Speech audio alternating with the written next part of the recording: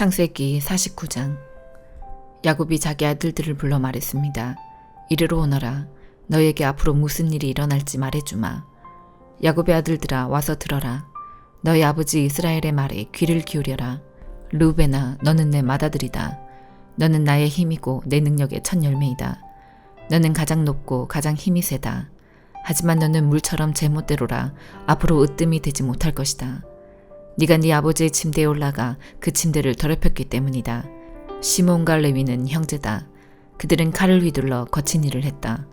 나는 그들이 하는 비밀스런 이야기에 끼지 않을 것이며 그들과 만나 나쁜 일을 꾸미지 않을 것이다. 그들은 화가 난다고 사람들을 죽였다. 그들은 장난삼아 소의 다리를 못쓰게 만들었다. 노여움이 심하고 지나치게 잔인해서 그들에게 저주가 있을 것이다. 나는 그들을 야곱 지파 중에 나눌 것이다. 이스라엘 모든 지파 가운데 흩어놓을 것이다.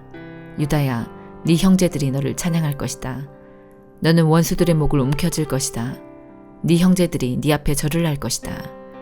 유다는 사자 새끼와 같다. 내 아들아, 너는 먹이를 잡고 돌아오는구나. 내 아들은 마치 사자와 같이 웅크리기도 하고 몸을 펴기도 한다. 마치 암사자와 같으니 누가 그를 깨우겠는가. 유다에게서 왕이 끊이지 않을 것이고 유다에게서 다스리는 자가 끊임없이 나올 것이다. 유다는 참된 왕이 올 때까지 다스릴 것이다. 온 나라는 그에게 복종할 것이다. 유다는 나귀를 포도나무에 매며 나귀 새끼를 가장 좋은 가지에 맬 것이다. 유다는 포도주로 자기 옷을 씻을 것이며 겉옷을 붉은 포도주에 빨 것이다. 유다의 눈은 포도주보다 진하고 그의 이는 우유보다도 힐 것이다. 스불론은 바닷가에서 살 것이다. 스불론의 바닷가는 배들이 닻을 내리는 항구가 될 것이며 그의 땅은 시돈까지 미칠 것이다. 이사갈은 힘센 나귀와 같다. 그는 짐을 싣고 웅크리고 있다. 이사갈은 쉴 곳을 만나면 좋아할 것이고 그런 땅을 만나면 기뻐할 것이다. 그는 자기 등을 들이밀어 짐을 싣고 노예가 될 것이다. 단은 이스라엘의 다른 지파들처럼 자기 백성을 다스릴 것이다. 단은 길가의 뱀과 같을 것이며 길가에 숨어있는 독사와 같을 것이다. 그 뱀이 말의 다리를 물면 그 탄 사람이 뒤로 떨어질 것이다. 여호와여, 저는 주의 구원을 기다립니다. 도둑들이 갓을 공격할 것이다. 하지만 갓은 도둑들과 싸워 이겨 도망가게 할 것이다. 아셀의 땅에서는 좋은 식물이 많이 나올 것이며 그에게서 왕께 바칠 음식이 나올 것이다. 납달리는 사랑스러운 새끼사슴들을 품에 안은 띠노는 암사슴이다. 요셉은 열매를 많이 맺는 포도나무와 같고 샘물가에서 자라는 풍성한 포도덩굴과 같다. 요셉은 담 위의 가지가 무성한 포도나무와 같다. 사람들이 그를 화살로 맹렬히 공격하고 무섭게 활을 쏘아댄다. 그러나 요셉의 활이 더 잘 맞고 요셉의 팔이 더 힘세다. 요셉의 힘은 야곱의 전능하신 하나님에게서 오고 그의 능력은 이스라엘의 바위이신 목자에게서 온다. 네 아버지의 하나님께서 너를 도우시고 전능하신 하나님께서 너에게 복을 주신다. 하나님께서 하늘의 비로 너에게 복을 주시고 땅의 샘물로 너에게 복을 주신다. 네 아내들이 많은 아이들을 낳게 하심으로 너에게 복을 주시고 네 짐승들이 많은 새끼들을 낳게 하심으로 너에게 복을 주신다. 네 아버지의 받은 복은 영원한 산들의 복보다 크고 변치 않는 언덕들의 복보다 크다. 이 복이 요셉의 머리 위에 내리기를, 자기 형제들과 헤어졌던 자의 이마에 내리기를. 베냐민은 굶주린 늑대와 같다. 아침에는 사냥한 것을 먹으며 저녁에는 사로잡은 것을 찢는다. 이들은 이스라엘의 12지파입니다. 그리고 이 말은 그들의 아버지가 그들에게 한 말입니다. 아버지는 모든 아들에게 알맞은 복을 빌어주었습니다. 그리고 나서 이스라엘이 아들들에게 당부를 했습니다. 나는 곧 죽을 것이다. 내가 죽으면 조상들이 계신 햇사람 에브론의 밭에 있는 동굴에 나를 묻어다오. 그 동굴은 가나안 땅인 마물의 동쪽 막벨라 밭에 있다. 아브라함 할아버지께서 무덤으로 쓰시려고 그 밭을 햇사람 에브론에게서 산 것이다. 아브라함과 할머니 사라가 그곳에 계시고 아버지 이삭과 내 어머니 리브가도 그곳에 계신다. 내 아내 레아도 내가 그곳에 묻었다. 그 밭과 그 동굴은 햇사람들에게서 산 것이다. 야곱은 아들들에게 이 말을 하고 나서 자리에 누웠습니다. 야곱은 다리를 침대 위에 올려 바로 누운 뒤 마지막 숨을 거두고 조상들에게로 돌아갔습니다. 누가복음 2장. 그때 아구스도 황제가 내린 칙령에 따라 온 나라가 호적 등록을 하게 되었습니다. 이것은 구레뇨가 시리아의 총독으로 있을 때 행한 첫 번째 호적 등록이었습니다. 그래서 모든 사람들이 호적을 등록하러 고향으로 가게 되었습니다. 요셉도 다윗 가문의 자손이었으므로 갈릴리 나사렛을 떠나 유대 지방에 있는 다윗의 마을로 갔습니다. 이 마을은 베들레헴이라고 불렸습니다. 그는 약혼한 마리아와 함께 호적을 등록하러 갔습니다. 마리아는 그때 임신 중이었습니다. 이들이 베들레헴에 있는 동안 아기를 낳을 때가 되었습니다. 마리아는 마구간에서 첫 아들을 낳아 포대기에 싸서 구유에 눕혀 두었습니다. 그것은 여관에 이들이 들어갈 빈방이 없었기 때문입니다. 그 근처 들판에서 목자들이 밤에 양떼를 지키고 있었습니다. 주님의 천사가 갑자기 이들 앞에 나타났습니다. 주님의 영광이 그들을 둘러 비추자 이들은 몹시 두려워하였습니다. 천사가 그들에게 말했습니다.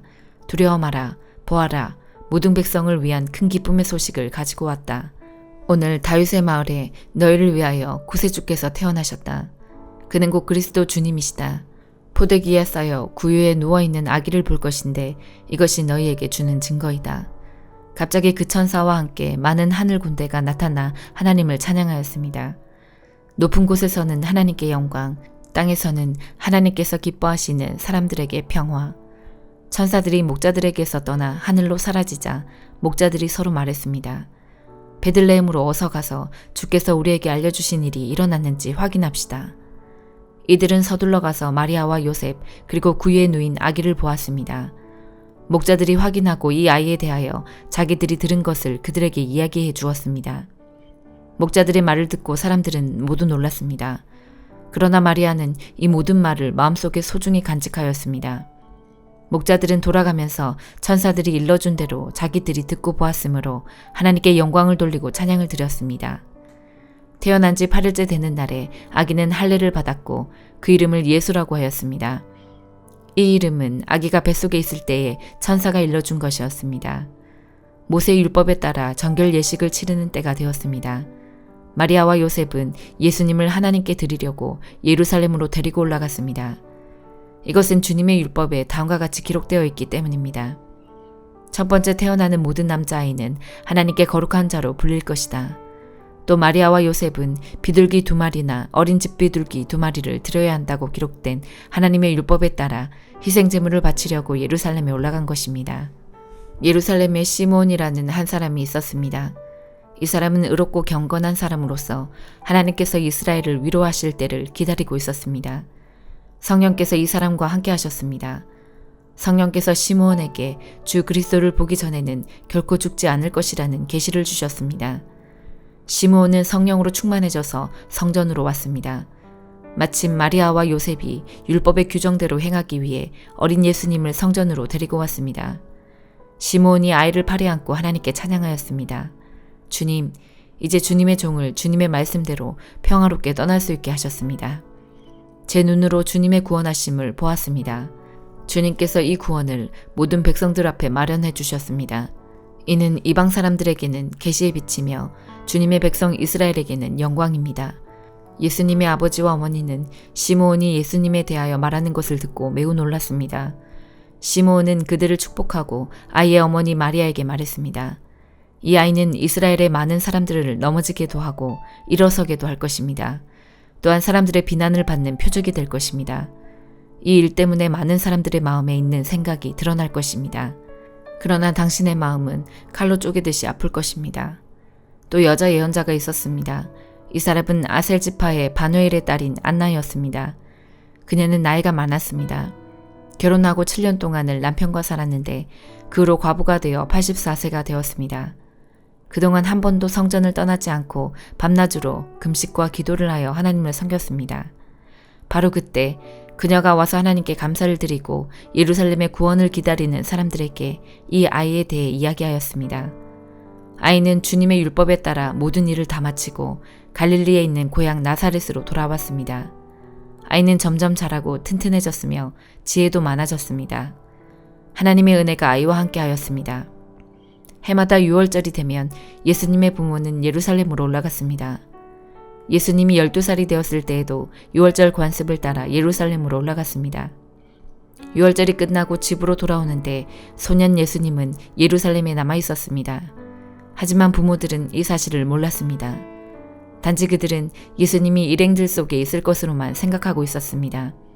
그렇게 하루 정도 길을 간 후 요셉과 마리아는 예수님을 친척들과 친지들 가운데서 찾기 시작했습니다. 그러나 예수님을 발견하지 못하자 예수님을 찾으러 다시 예루살렘으로 되돌아갔습니다.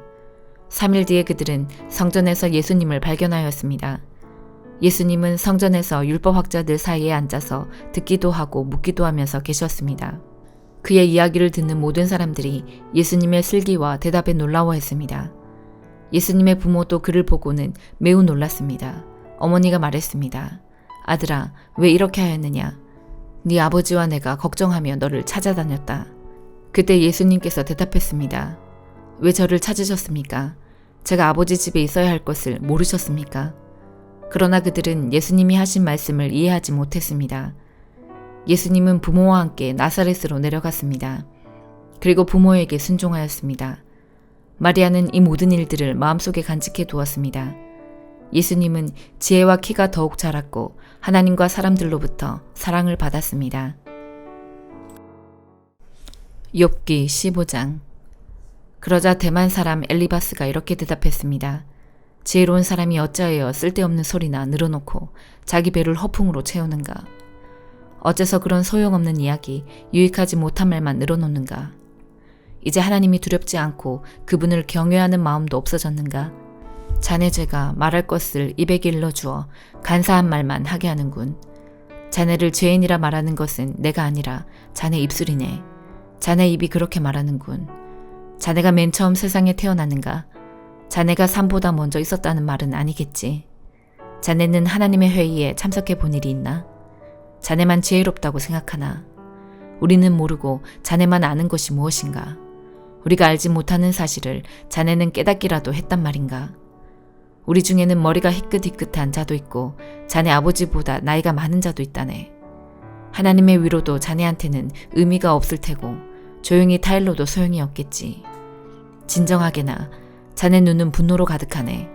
하나님께 화까지 내니 그런 말을 해서야 되겠는가? 사람이 도대체 무엇이길래 깨끗할 수 있으며 여자에게서 난 사람이 어떻게 의로울 수 있겠는가? 보게나 하나님께서는 자신의 천사들도 신뢰하지 않으시며 그분이 보시기에는 하늘도 더럽다네. 하물며 가증하고 타락한 사람, 악한 행동을 물 마시듯 하는 사람은 어떠하겠는가? 내가 겪은 바를 말할 테니 들어보게나. 조상들이 지혜로운 자들에게 전해준 그 지혜를 말하겠네. 그때는 이 땅에 우리 조상들만 살았지. 외국인들은 함께 살지 못했네. 조상들은 이렇게 말했네. 악인은 항상 괴로움을 당하고 포악한 자들의 삶 속에는 숨겨진 재앙이 계속되며 그 귀에는 두려움의 소리가 그치지 않고 모든 일이 잘 되는 듯해도 강도떼의 습격을 당한다. 그는 흑암에서 풀려날 소망을 갖지 못하고 오직 칼을 기다릴 뿐이며 먹을 것이 어디 있나 하고 물으면서 이리저리 헤매고 어둠 속에서 방황할 뿐이다. 환난과 고통이 그를 놀라게 하고 공격 준비를 마친 왕의 군대처럼 그를 치고야 만다. 이는 그가 손을 들어 하나님께 대항하고 교만하게 굴었기 때문이다. 고개를 치켜 세우고 큰 방패를 들어 감히 하나님께 대항하다니. 비록 그들이 배부르고 부유할지라도 그런 자는 아무도 살지 않는 황폐한 성에 무너질 집에 살게 될 것이며 그런 자는 더 이상 부유해지지 못할 것이며 혹시 재물이 있다 해도 오래가지 못하고 사라질 것이다.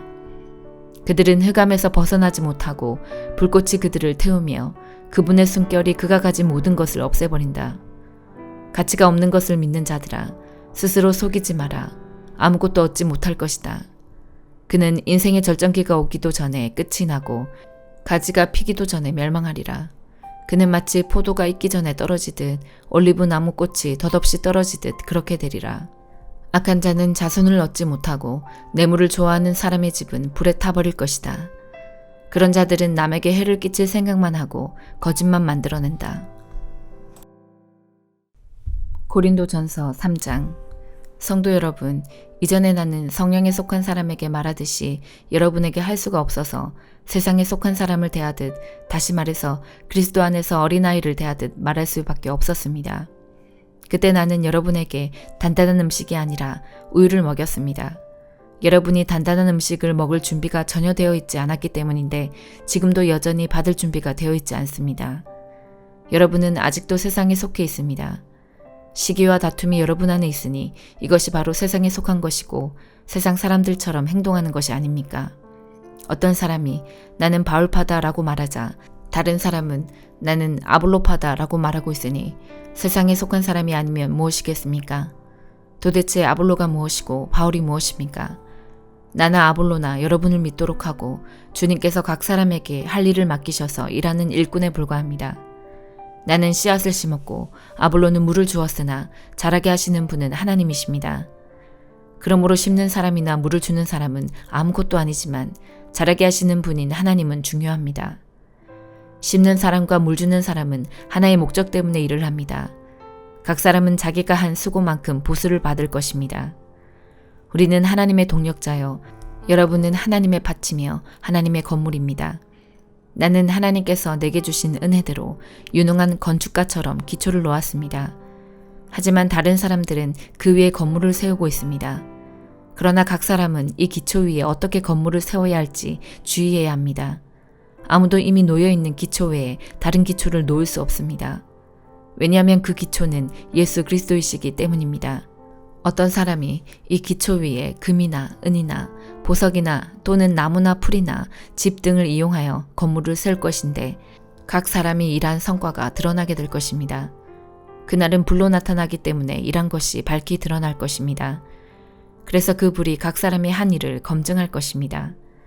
어떤 사람이 세운 것이 그대로 남아있으면 그는 보수를 받을 것입니다. 그가 세운 것이 다 없어져 버리면 그는 손실을 입게 될 것입니다.